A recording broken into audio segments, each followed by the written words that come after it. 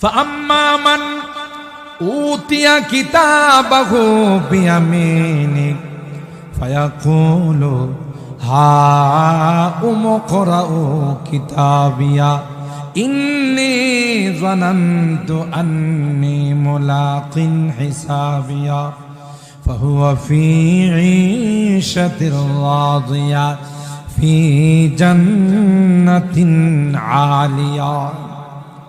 এক শ্রেণীর মানুষ যাদের আমলনামা ডান হাতে আসবে, আনন্দে আত্মহারা হয়ে আত্মীয় স্বজনকে ডাকবে আর বলবে আয় আয়, আমার আমলনামাটা একটু পড়ে যা। সুবহানাল্লাহ।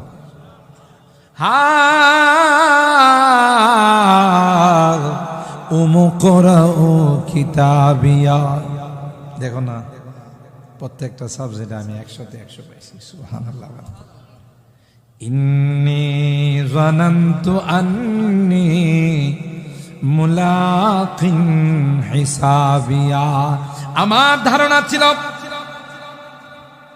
এই জীবন জীবন নয়, এই জীবনের একদিন ইতি টানা হবে।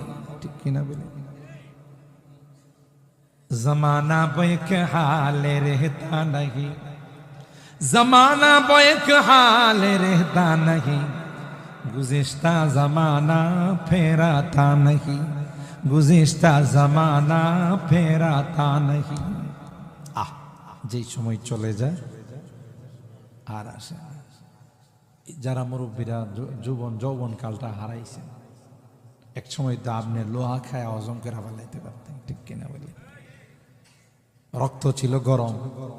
আমাদের দাদারা অনেক সময় দেখছি কইছে যে তখন আমরা কাটা বাঁচতাম, কই মাছের কাটা বাঁচে। কি খাস করা, এই সমস্ত কাটাকে বাঁচা লাগেনি, মেশিনে ফালাইয়া মরমর মরমর করে ফেলাইবে।